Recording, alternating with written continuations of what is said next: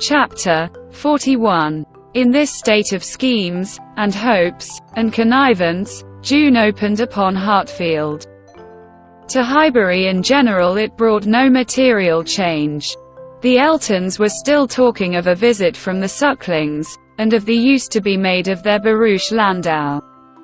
And Jane Fairfax was still at her grandmother's, and as the return of the Campbells from Ireland was again delayed, and August, instead of midsummer, fixed for it, she was likely to remain there full 2 months longer, provided at least she were able to defeat Mrs. Elton's activity in her service, and save herself from being hurried into a delightful situation against her will. Mr. Knightley, who, for some reason best known to himself, had certainly taken an early dislike to Frank Churchill, was only growing to dislike him more. He began to suspect him of some double-dealing in his pursuit of Emma. That Emma was his object appeared indisputable. Everything declared it. His own attentions, his father's hints, his mother-in-law's guarded silence. It was all in unison. Words, conduct, discretion, and indiscretion, told the same story. But while so many were devoting him to Emma, and Emma herself making him over to Harriet, Mr. Knightley began to suspect him of some inclination to trifle with Jane Fairfax. He could not understand it, but there were symptoms of intelligence between them. He thought so at least, symptoms of admiration on his side, which, having once observed, he could not persuade himself to think entirely void of meaning, however he might wish to escape any of Emma's errors of imagination. She was not present when the suspicion first arose. He was dining with the Randalls family, and Jane, at the Eltons, and he had seen a look, more than a single look, at Miss Fairfax, which, from the admirer of Miss Woodhouse, seemed somewhat out of place. When he was again in their company, he could not help remembering what he had seen, nor could he avoid observations which, unless it were like Cooper and his fire at twilight, myself creating what I saw, brought him yet stronger suspicion of there being a something of private liking, of private understanding even, between Frank Churchill and Jane. He had walked up one day after dinner, as he very often did, to spend his evening at Hartfield. Emma and Harriet were going to walk. He joined them, and, on returning, they fell in with a larger party, who, like themselves, judged it wisest to take their exercise early, as the weather threatened rain. Mr. and Mrs. Weston and their son, Miss Bates and her niece, who had accidentally met. They all united. And, on reaching Hartfield gates, Emma, who knew it was exactly the sort of visiting that would be welcome to her father, pressed them all to go in and drink tea with him. The Randalls party agreed to it immediately, and after a pretty long speech from Miss Bates, which few persons listened to, she also found it possible to accept dear Miss Woodhouse's most obliging invitation. As they were turning into the grounds, Mr. Perry passed by on horseback. The gentleman spoke of his horse. "By the by," said Frank Churchill to Mrs. Weston presently, "what became of Mr. Perry's plan of setting up his carriage?" Mrs. Weston looked surprised, and said, "I did not know that he ever had any such plan. Nay, I had it from you. You wrote me word of it 3 months ago." "Me? Impossible." "Indeed you did. I remember it perfectly.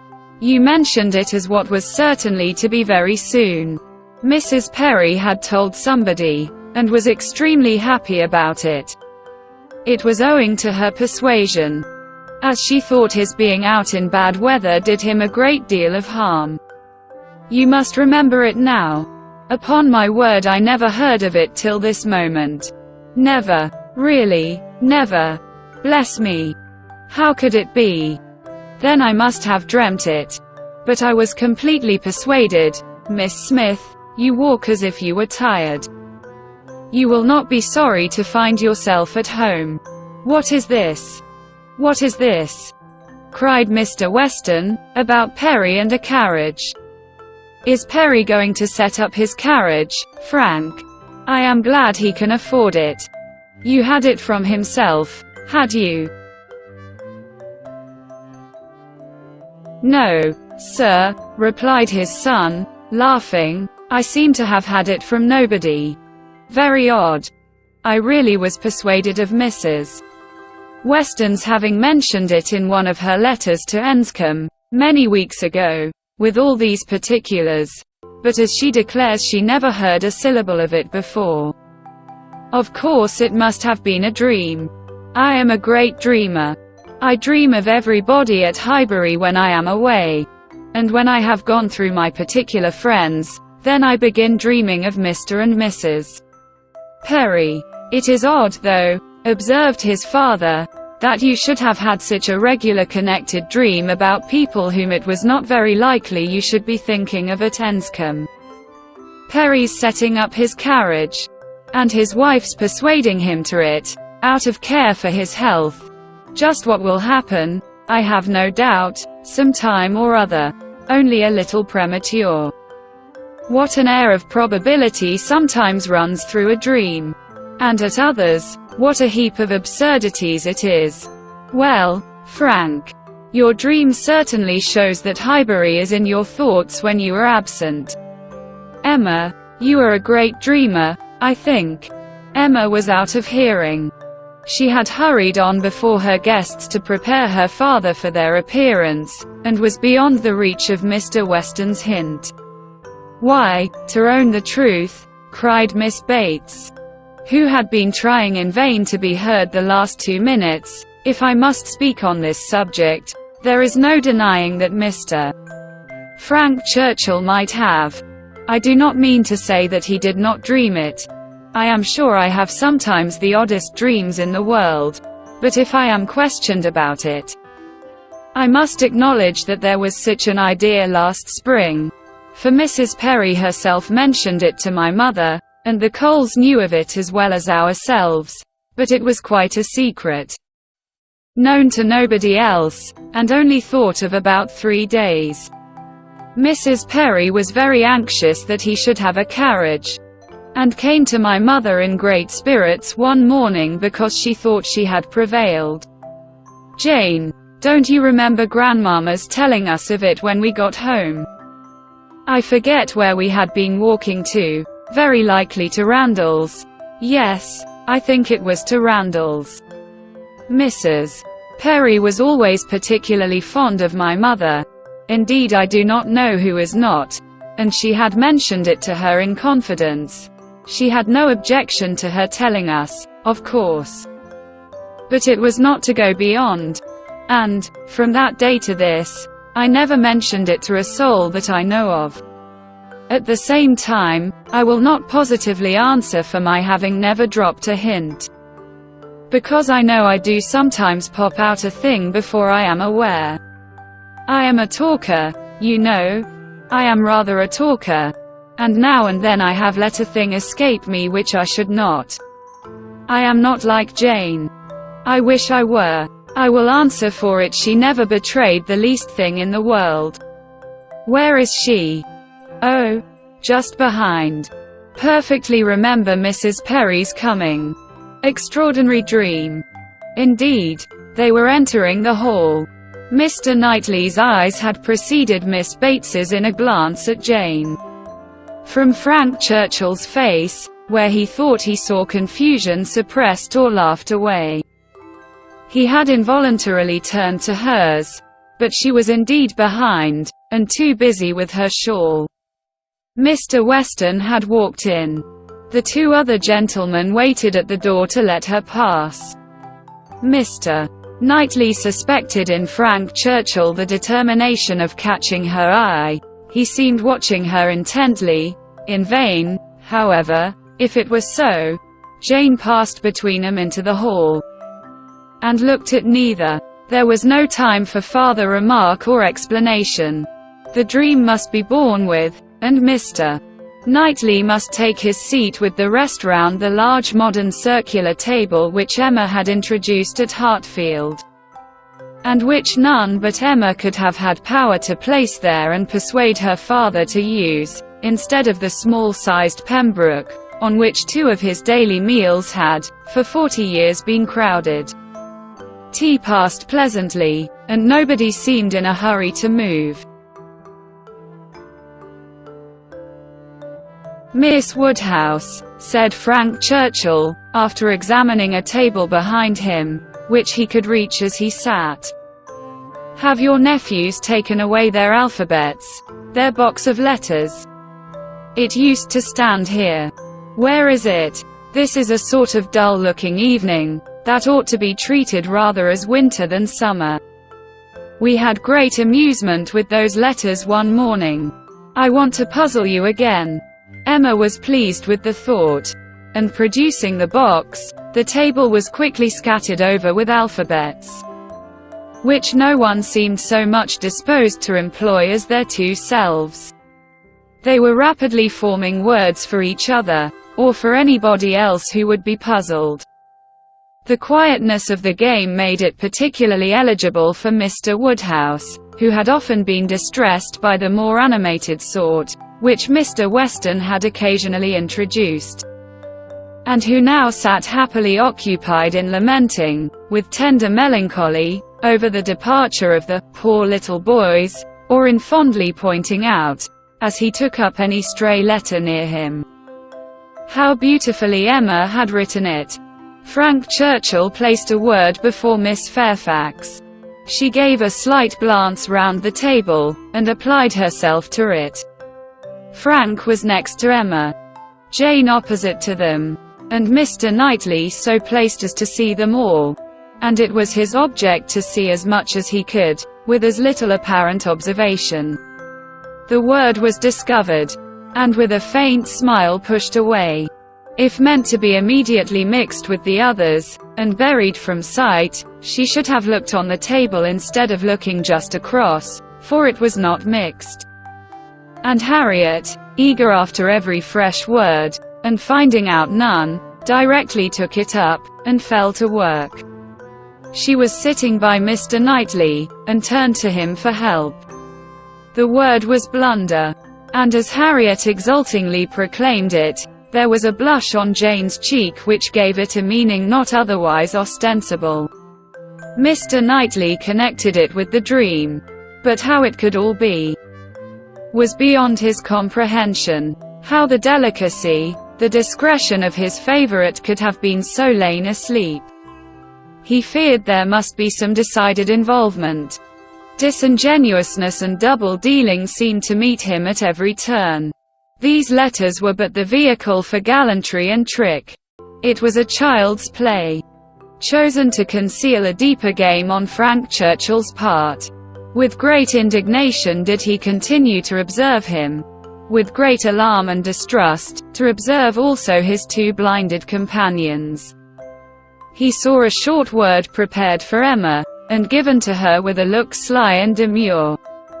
He saw that Emma had soon made it out, and found it highly entertaining, though it was something which she judged it proper to appear to censure, for she said, "Nonsense! For shame!" He heard Frank Churchill next say, with a glance towards Jane, "I will give it to her. Shall I?" and as clearly heard Emma opposing it with eager laughing warmth. "No, no, you must not. You shall not, indeed."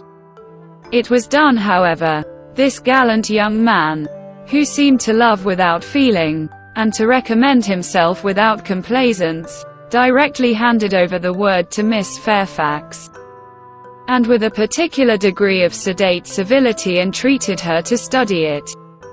Mr. Knightley's excessive curiosity to know what this word might be, made him seize every possible moment for darting his eye towards it, and it was not long before he saw it to be Dixon. Jane Fairfax's perception seemed to accompany his. Her comprehension was certainly more equal to the covert meaning, the superior intelligence, of those 5 letters so arranged.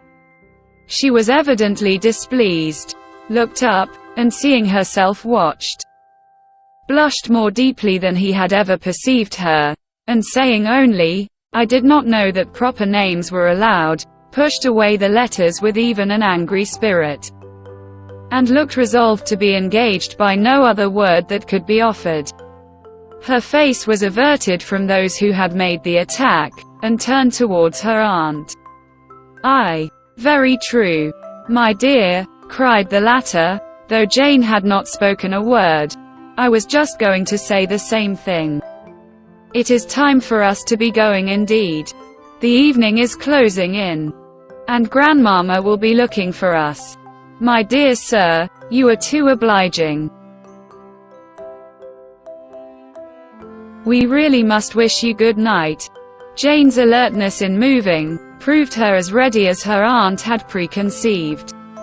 She was immediately up, and wanting to quit the table, but so many were also moving, that she could not get away, and Mr. Knightley thought he saw another collection of letters anxiously pushed towards her, and resolutely swept away by her unexamined. She was afterwards looking for her shawl. Frank Churchill was looking also. It was growing dusk, and the room was in confusion, and how they parted, Mr. Knightley could not tell. He remained at Hartfield after all the rest, his thoughts full of what he had seen, so full, that when the candles came to assist his observations, he must, yes, he certainly must, as a friend, an anxious friend, give Emma some hint, ask her some question. He could not see her in a situation of such danger, without trying to preserve her. It was his duty. "Pray, Emma," said he, "may I ask in what lay the great amusement, the poignant sting of the last word given to you and Miss Fairfax? I saw the word, and am curious to know how it could be so very entertaining to the one, and so very distressing to the other." Emma was extremely confused. She could not endure to give him the true explanation, for though her suspicions were by no means removed, she was really ashamed of having ever imparted them. "Oh," she cried in evident embarrassment, "it all meant nothing. A mere joke among ourselves." "The joke," he replied gravely, "seemed confined to you and Mr. Churchill." He had hoped she would speak again, but she did not. She would rather busy herself about anything than speak. He sat a little while in doubt. A variety of evils crossed his mind.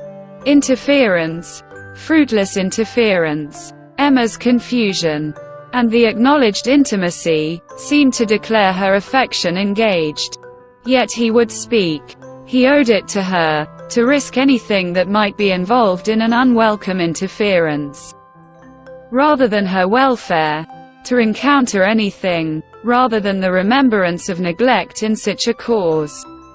"My dear Emma," said he at last, with earnest kindness, "do you think you perfectly understand the degree of acquaintance between the gentleman and lady we have been speaking of? Between Mr. Frank Churchill and Miss Fairfax?" "Oh, yes, perfectly. Why do you make a doubt of it? Have you never at any time had reason to think that he admired her, or that she admired him?" "Never, never," she cried with a most open eagerness. "Never. For the 20th part of a moment, did such an idea occur to me. And how could it possibly come into your head? I have lately imagined that I saw symptoms of attachment between them, certain expressive looks, which I did not believe meant to be public." "Oh, you amuse me excessively. I am delighted to find that you can vouchsafe to let your imagination wander. But it will not do. Very sorry to check you in your first essay, but indeed it will not do. There is no admiration between them, I do assure you, and the appearances which have caught you have arisen from some peculiar circumstances, feelings rather of a totally different nature. It is impossible exactly to explain. There is a good deal of nonsense in it. but the part which is capable of being communicated, which is sense, is that they are as far from any attachment or admiration for one another as any two beings in the world can be. That is, I presume it to be so on her side. And I can answer for its being so on his. I will answer for the gentleman's indifference. She spoke with a confidence which staggered, with a satisfaction which silenced, Mr. Knightley. She was in gay spirits, and would have prolonged the conversation, wanting to hear the particulars of his suspicions, every look described, and all the wheres and hows of a circumstance which highly entertained her. But his gaiety did not meet hers. He found he could not be useful, and his feelings were too much irritated for talking. That he might not be irritated into an absolute fever by the fire which Mr. Woodhouse's tender habits required almost every evening throughout the year, he soon afterwards took a hasty leave, and walked home to the coolness and solitude of Donwell Abbey.